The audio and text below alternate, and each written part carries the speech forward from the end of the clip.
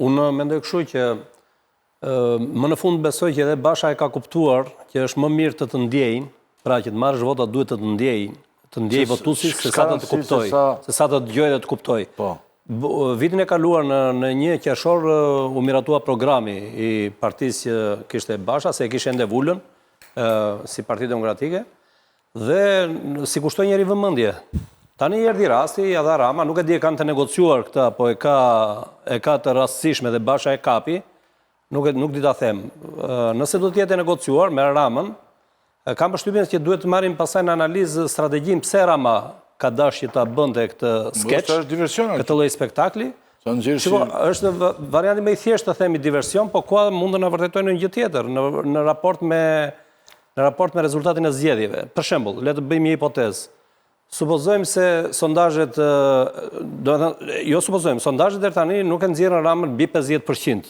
Mund të ndodhi që këtë 40% që i japin, 43% që i japin, mund të japin për shembull votë mandate më pak se 50. Nuk jam në gjendje ta kalkuloj dhe nuk besoj se është 70. Më pak se 70 doja të thoya. Po.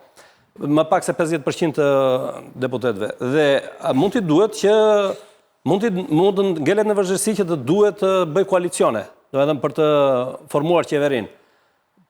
Me këta tjerë e ka mbledhur mendjen, sepse ata janë shprehur, e kam fjalën për partitë e vogla. Janë shprehur që koalicion ne me Ramën nuk bëjmë, nëse ato marrin mandate ose krijojnë grupe parlamentare. Të bëj një qeverisje me Sali Berishën do kompromitoj veten për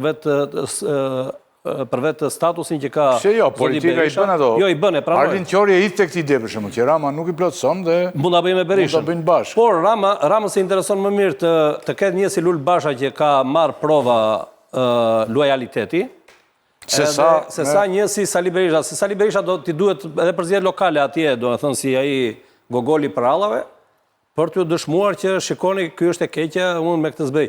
Në fund fare, nëse ngel që edhe Bashën, sado që po e ndihmon Rama tani duke futur në skakjerën politike, në diskurin publik, duke bërë një lloj faktori, nuk e di se sa do t'i shtoj vota, sepse pak a shumë njerëzit e kanë krijuar një ide për figurat e vjetra politike, ku bën pjesë dhe Basha, dhe kanë darë mendjen se për këtë do votojnë. Kurioz janë për figurat e reja politike, për këta që futen rishtas në politikën e madhe.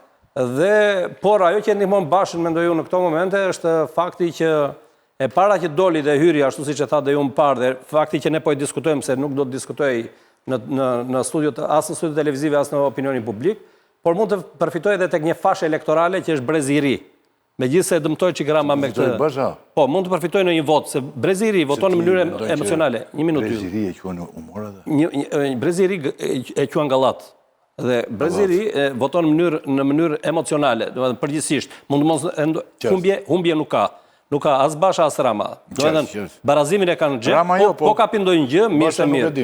Shiko, po kapi ndonjë gjë mirë se mirë me këtë që bën. Po s'kapi ndonjë gjë humbje nuk ka. Në fakt, sepse më poshtë se ku ka vajtur, për të mbetur te ty për pak fjalë dhe për të kaluar dy kolegët e mi të tjerë. Më fal, mund të bëj një saktësi nga raporti që kam pasur me këtë? Po. Se keni një raport me një tjetër që bën të njëjtën gjë. Madje ka një video dhe duket se është frymzuar edhe Enkelejda Libeaj, nga video e Bashës, që ka dalë dhe ai me vajzat të Spaku për xhirime. Po, interesante. Një dorë mbajnë vajzat të Spaku dhe një dorë të babaj. Të dy vajzat janë kandidate për deputete me listë mbyllur. Nuk janë më. Nuk janë më. Jo, sepse ky truku që u bë me listën e mbyllur ja diktoi kodi zgjedhor. Dhe që të regjistroheshin në Komisionin Qendror të Zgjedhjeve duhet të paraqesje. Vajzat janë mbi 18 vjeç, kanë rëndësi për opinionin publik këto video dhe mbi 18 vjeç ne i kemi paraqitur se po të ishin se i kanë nxjerrë vetë ai. Që të regjistrohesh. Jo, po varet ku. Qartë, jo ja thotë. Ne kemi vënë pas zë se është kënga është një gjë shumë e njohur dhe e pengojnë në rrjetet pastaj. Po. Që të melodia është një vija muzikore është një këngë shumë e njohur.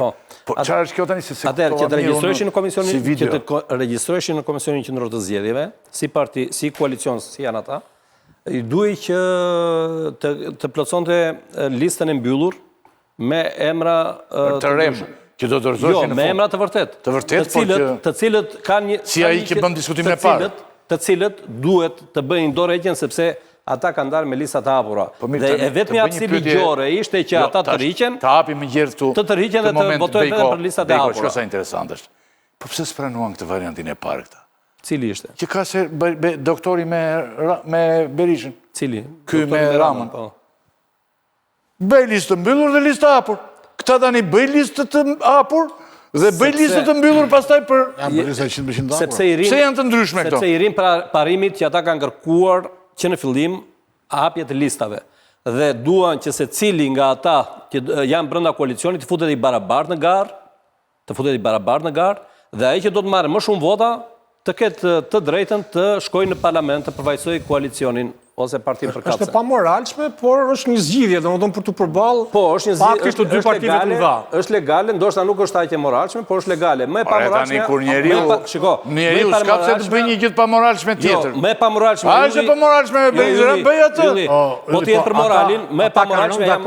Ato kanë rënë dakord. Që janë 3 veta të mundshëm për të marrë mandat.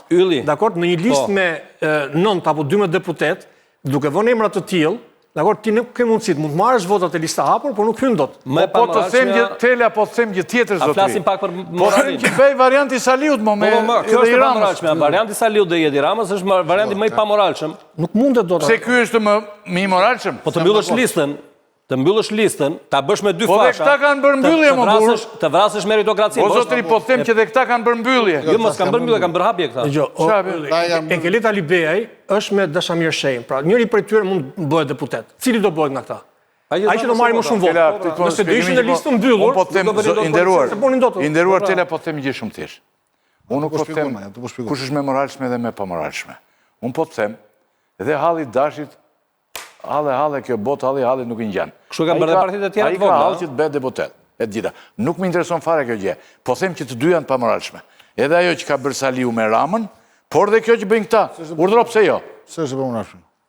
Ore, dakor, ti ke bërë ti nuk e pranon listën e mbyllur të Saliu dhe të Ramës, dhe ndërton vetë një listë të mbyllur. Si përgjigjen pra? Pse jo? Një sekond pra. Janë në frymën e kushtetues sama.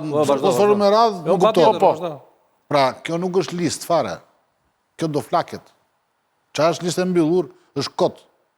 Ata e kanë zënë listën e mbyllur me emra njerëzish që ekzistojnë, por që nuk kanë asnjë ambicie politike që janë familjarë të tyre. Po, do japin dorëheqjen ata. E kanë dhënë dorëheqjen dhe taktikë është kjo më, është e njëjta gjë si veprim. Ekzistojnë ata që janë në listën e hapur. Po, pra. Pra, kjo nuk është e pamoralshme.